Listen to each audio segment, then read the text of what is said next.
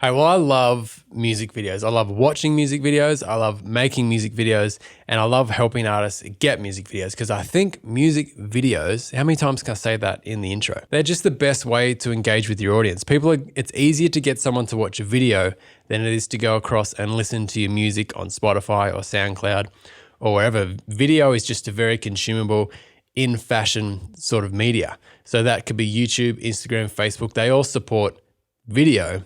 None of them support just music, or not very well anyway. There's workarounds, but it's not kind of their default media type, whereas video is. So today we're going to talk about music video, how important that is for the music artist, and then a bunch of different sorts of videos that you can do that won't break your budget and get you up in front of your audience in a way that is super, super engaging and will grow your fan base. So music videos, that's what we're going to talk about today. Hey, I'm Craig from the Day Studio. We're talking about going from musician to artist. So this whole podcast, this YouTube channel is all about helping musicians level up and become recognized music artists. And that's different for everybody. Like the level of success that you want is going to differ from the next guy. But I hope that there's enough resource and tools in here for you to be able to take your music to where you want to take it and just find your own success and make the most of being a music artist with the creativity and the passion that you have inside you. So this is all just designed to help you to achieve that. So today we're going to talk about music videos because I reckon this is a fantastic way to grow your fan base and to grow yourself as a music artist and get your media, your content, whatever you want to call it, out in front of people in an engaging way. And I think video is the most engaging content. I think that it uses a few different senses. So our music is all about ears and what we hear. I love watching my grandpa. He used to sit and listen to music with his eyes closed. He grew up with the wireless. He was right into jazz music, and he would just sit there, close his eyes, and he'd listen and be able to get into the music at a real, just audio level. I think we've lost a bit of that now because everything is so visual. Some people will be able to just get into audio, and me as a mix engineer, as a producer, I can kind of do that and I can space out and just listen to music, and that means a lot to me. But not everyone is an audiophile, not everyone is right into the audio details of music, where our audience is going to be much more broad, much more general. So video is a great way that we can introduce visuals into our music to kind of tell our story greater. So not only is this more shareable, more consumable at a social media level, as in people are going to comment, because they're seeing it pop up in their feed rather than being told to go to Spotify. It's actually there playing for them. So the engagement level alone is just a lot higher on the media of video, but also that deeper connection with your audience is greater with that visual. So if you're telling a story, or even if you're just doing a performance video, when we can match up what you look like, your emotion on your face, all those sorts of things, the story you're telling in your visuals, match that with the story that you're telling with your lyrics, with your musical production and your instruments and all those sorts of things, we just get a really great, deep level of connection. So I know for me, if I like a song and then I see the music video, then I love the song. Or sometimes I don't. There's been occasions where I don't even like the song. I'm like, it's fine. Then I see the music video and then I kind of get it and I connect with it and I fall in love with the song, and then I listen to it a bunch of times on my Apple Music account because I've kind of fallen in love with the song with the visual aspect. That's when you start getting those comments, you start getting those shares. I mean, that's really important. People go, I love this, I connected with it, share it. It's hard to get that with a link to Spotify, to get people to share the link. They might go on Spotify and love it, but then they're in Spotify. So they're not really sharing it. They're not coming back and then sharing something else. But if you're just on Instagram, if you're on YouTube, you just hit that share button if you connect with the visual. So it's really, really good for that. And on top of that, it just makes you appear more professional. I think because you are being more professional. If you're doing a music video, you go into that next level. If people are going to watch that, they're going to know and see that you're a serious artist. I mean, more and more with these garage recordings or whatever, people are getting their music up on Spotify. So it's not, I think it's still great. We should absolutely be doing that. And I reckon a high quality audio recording on Spotify is the way to go. But to add a music video to that just adds that next level of you being a serious, recognized music artist. So I can't see any cons for music videos. They're all pros for me. So we're going to chat about the different types of music video, because you might be thinking, what about the budget? How much is that going to cost me to do a music video? And there are some really high budget music videos. I watched Ed Sheeran's new video the other day, and it's all CGI. Hey, like it's all, it just would have cost hundreds and hundreds of thousands of dollars. Other music videos are just a really simple one shot kind of follow through of the storyline. So there's like a massive scope. So today I want to look at a couple of things that are kind of the progression on the different types of videos that you could do. And I think you should be doing at least one of these and working towards those later ones, because the deeper we get into this list, the deeper the connection I think you're going to get. So first off, you could just do a static image. So you could just do your CD cover, I keep saying CDs as if they're happening. It could be your album cover just with the music behind it. So you might chuck that up on YouTube or on Facebook or Instagram, and maybe you could just put a little bit of movement in that so it's not completely static, but it's just a video format of your music so they can hear it and see something while they're hearing it.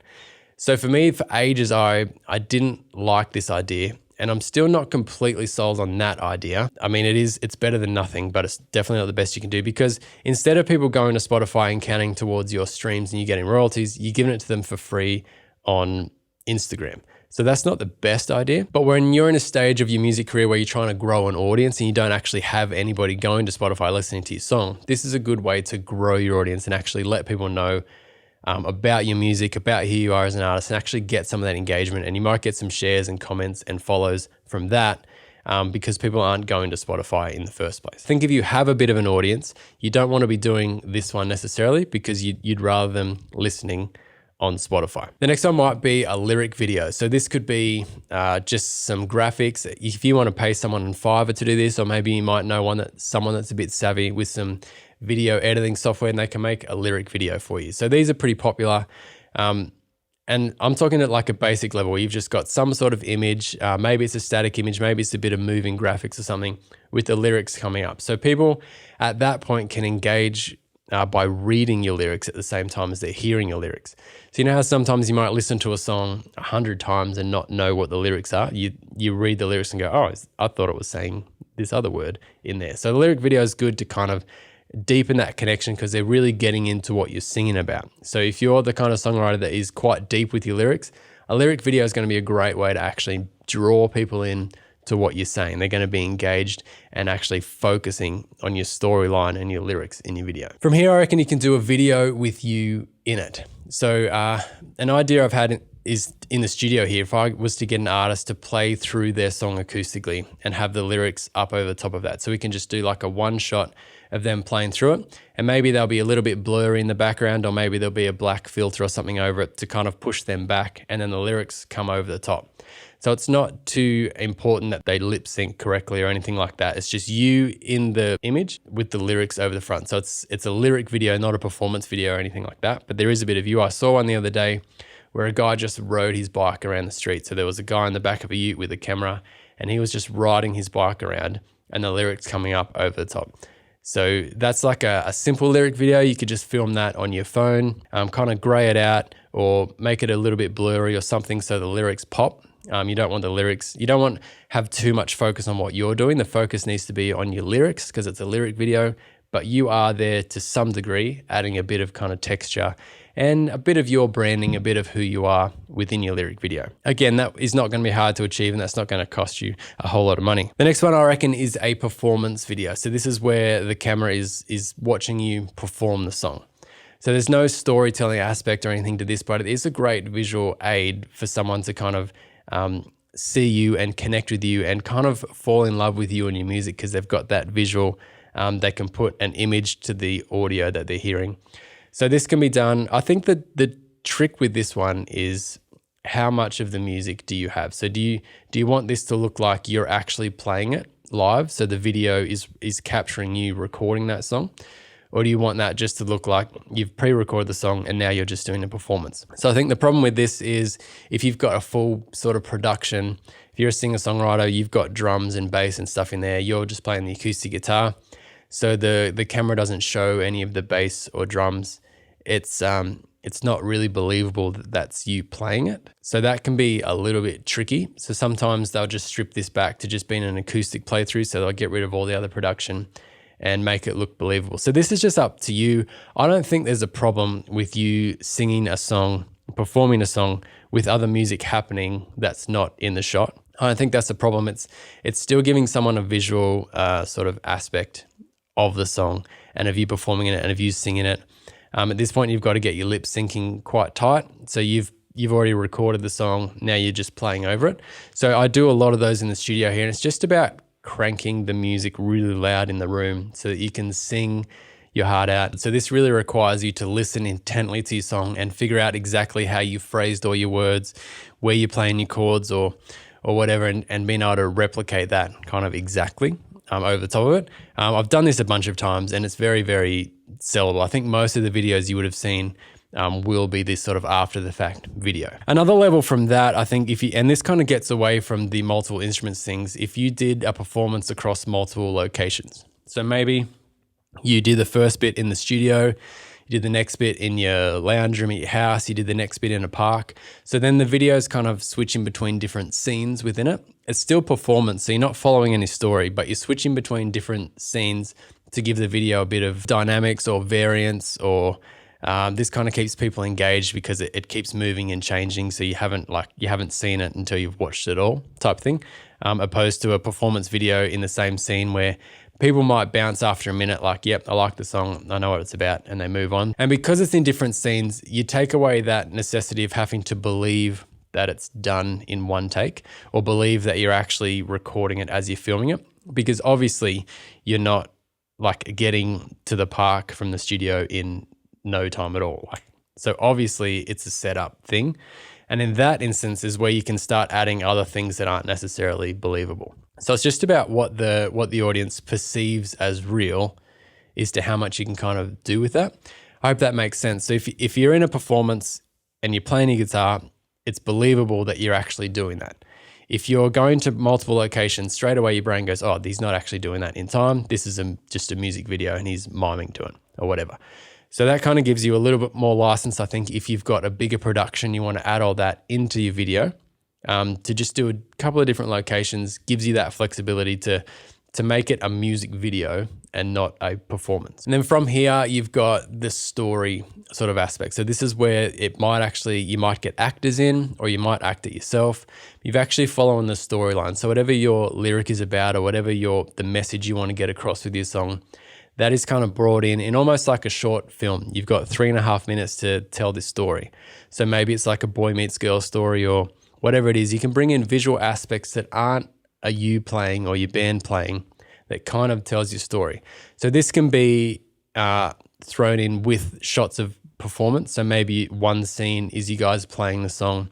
The next scene goes to this boy meets girl thing or whatever your story is, and it's kind of interwoven. Or sometimes it doesn't feature music at all. So it's got nothing to do with you as an artist. It's just fully story. So this is where your budget starts to come up a little bit, because you've got multiple scenes in this. You might be paying actors, or maybe you're doing it yourself, but you've got to bring in extra lighting. You got to try and make all your shots look the same, like different locations, but the same sort of vibe and all those sorts of things. So your budget can kind of come up a little bit more, but this is obviously the most engaging because you're telling a story visually that goes along with your song that's already telling a story. So this is kind of maximum engagement. And that's why we see all the big artists, this is the direction they go in. It's not because they've got heaps of money that they want to burn.